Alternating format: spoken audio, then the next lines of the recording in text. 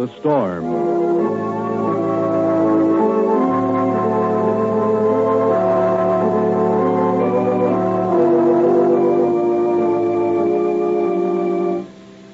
Kathy's going to ask me now if there's any news of Manuel. Shall I tell her? I have to tell her. Kathy, I say, you must forget Manuel. Manuel is dead. I know he loved you, Kathy, but he's gone now. I love you too, Kathy, and I'm alive. Reed Wilson imagines himself telling Kathy tragic news as he waits for her to ask a familiar question.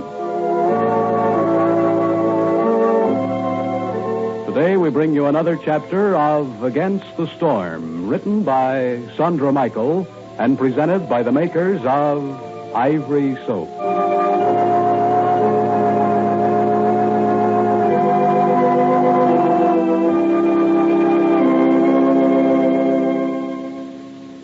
You probably noticed that we have a soft spot in our hearts for babies on this program. Yes, we got a big kick out of all the clever ivory babies we greet from time to time. Babies have taught their mothers to wash dishes with ivory soap. You see, we figure there's no better way to show you what a pure, gentle soap ivory is than to tell you about the babies who use it. And it's only natural that a soap that will help a baby's skin stay smooth and velvety will be kind to your hands in the dishpan.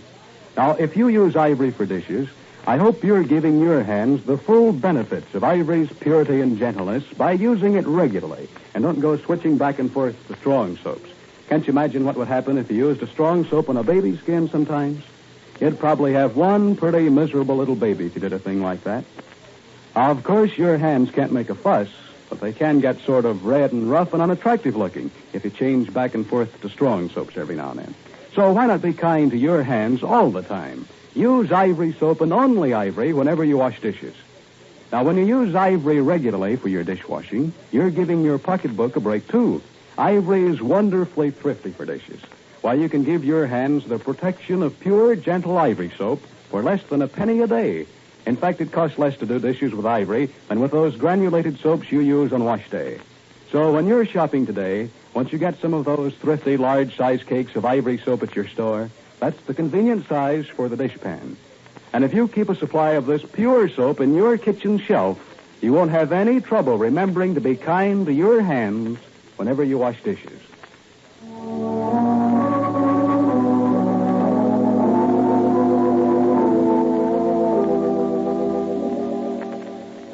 A little excursion steamer that's been plodding the waters all day around Manhattan Island with load after load of patient mothers and ecstatic children now lies briefly in harbor. Her crew has gone to dinner. Resting on the murky water, she looks matter-of-fact and unromantic in the slanting sunlight from the Jersey shore. But she is a ferry boat to thousands of young hearts, and well she might be marked with glory for the joy she's given. Tonight, she will carry the evening crowds. Among them, on one of the trips, will be Kathy Reimer and Reed Wilson, who met last winter on a boat of another sort, bound on quite another kind of journey. Just after Reed had talked with Kathy on the phone today from the city room of the newspaper where he works, Reed received a letter from one of his colleagues in Europe. The message it brought has rung in his mind all afternoon. I've finally got some news about one of those fellows you asked me to look out for. The one named Manuel Sandoval. I'm sorry to say it's not good news.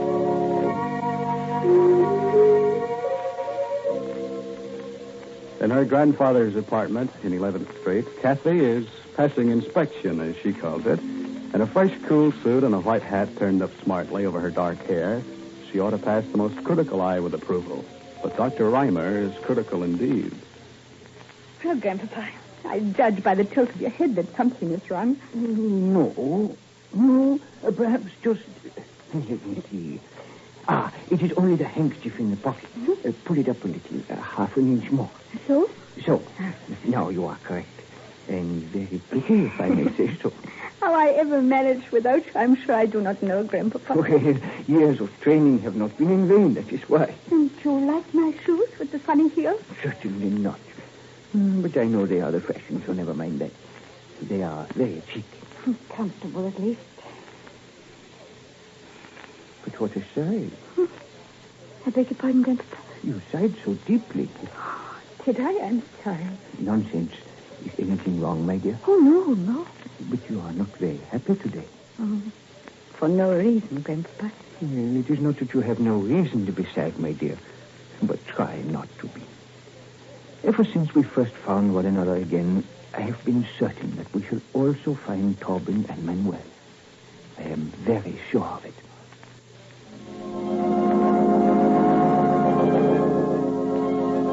Kathy smiled reassuringly to her grandfather, but her heart was not reassured. Not about Manuel, and not about the discovery she made this noon about Peter Alden Hale, whose existence can make so great a difference in the lives of her friends at Hawthorne.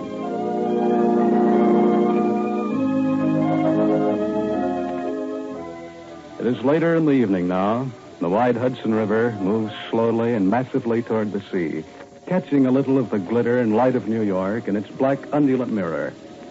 Kathy and Reed are walking toward the bow of the little steamer as it chugs securely up the stream. For the moment, the boat's small band of musicians is silent, and the voices of the passengers are heard talking and laughing. Quiet, peaceful, and happy sounds. Oh, Reed, look. Mm-hmm. That's the George Washington Bridge. But how beautiful it is. Huge, too. One of the greatest spans in the world. Oh, Reed, it's so lovely it takes one's breath away. Yeah. Hit me like that, too, first time. But it's so unbelievable, so fragile and ethereal, like a thing made from a spider's web or the beams of the moon. It's a lot more substantial than that. And shall we sail under it? Mm-hmm. We certainly shall. Oh, my. What's the matter, Kathy? It's almost too much, Reed. What, the bridge? Yes, the great bridge. All this. New York. It's so terribly tremendous. It's big, all right. No, it's silly of me, but just for a moment I felt of being a part of this beautiful and terrible city. I've never felt like that when I was in there, in the city. But suddenly, as I look at it from here, from a little boat that is so very serene and detached, I think of myself being in there, engulfed deep in there among the great buildings, smothered among the millions of people, the terrible noise, and oh, this is so ridiculous. Forgive me, Reed. I felt that way about New York. You, Reed? Oh, no. Lots of times. But you like it also. Yes, but never so much as when I'm away from it. I remember how your eyes shone that day when we first saw the skyscrapers take form in the mist. I think it was someone else whose eyes were shining that day. Meant so much to me. And you know that, Reed. Of course. Sometimes I feel I have no right to be here, secure and free, when Manuel and two of them... Oh, Kathy, you shouldn't say things like that. But isn't it true, Reed? Should I not have stayed and... And what? Got yourself into the same fix as they are? Would that have helped anybody? But what help am I now over here? I feel so useless, Reed, so utterly, shamefully useless. Well, I can understand how you might feel that way, but as surely as you're standing here beside me, Kathy, there's no justification for it anywhere between earth and heaven. Get that straight, anyway. But isn't there something I can do? Oh, there's nothing you can do until... That is, until we know something definite. Reed, I have been wondering. Kathy's going to ask me now if there's any news of Manuel. Shall I tell her? I have to tell her. Kathy, I'll say, you must forget Manuel. Manuel is dead. I know he loved you, Kathy, but he's gone now. I love you too, Kathy, and I'm alive. Kathy, I'm here beside you, and I love you with my life, but Manuel is dead. Dead, I tell you. Forget Manuel. Reed? Yes, Kathy. I know you would have told me if there had been any news, but... Kathy, there's... Reed, you have news for me? No, Kathy. There's nothing. I'm sorry I frightened you. I was only going to say that there's nothing to worry about. I'm sure that things will turn out all right eventually. Reed, I'm sorry. You're sorry? What for? For being so selfish and talking about myself and my worries instead of enjoying this lovely sail. I am enjoying it. It was so kind of you to bring me out here. Kathy, I just don't know what you're talking about. Oh, I do not. Well, just for that, Mr. Wilson, I am not at all sure I should accept for you to ask me to dance at this moment. Okay. I won't ask you then. I'll just say, come on, Kathy Rammer, you and I are going to dance.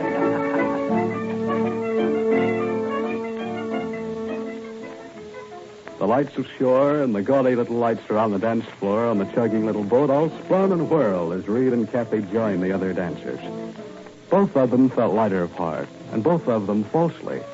Reed, because he hadn't dared to tell Kathy the news he'd heard, and Kathy, because she knows her hope cannot reasonably be stronger just because there was no news.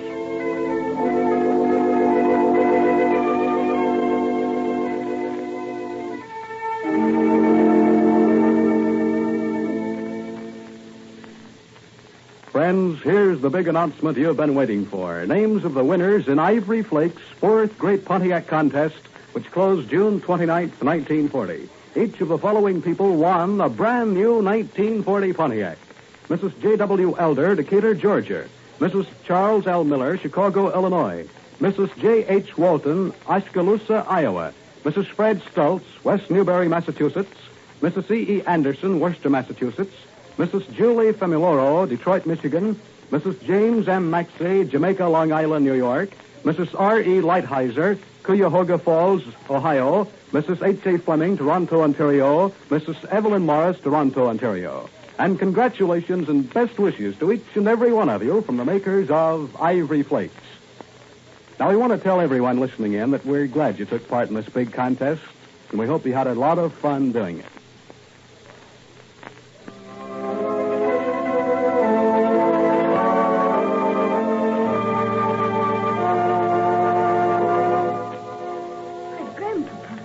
You have not gone to bed? No, I have been waiting up for you. Oh, but Grandpapa. I have been waiting for you to come home, hoping you would join me in a little midnight lunch. That's it. I should love it. Good. Did you and Mr. Wilson have an enjoyable tour on the river? Oh, yes, we did. It was a lovely trip. But I don't think I shall go there again. Why, Kathy, what makes you say that?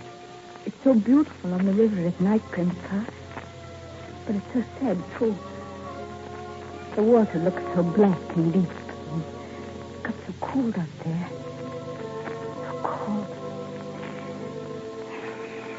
A cup of hot coffee will be so good now. On Monday, Kathy goes home to Hawthorne with her unhappy secret about Lucretia Hale. And Lucretia considers the effects of her encounter with Nicole Scott. Monday in Against the Storm.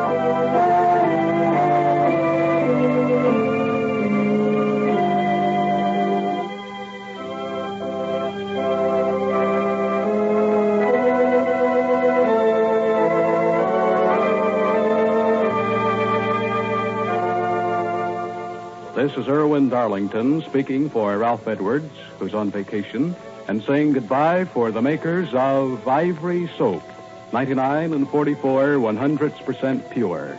It floats.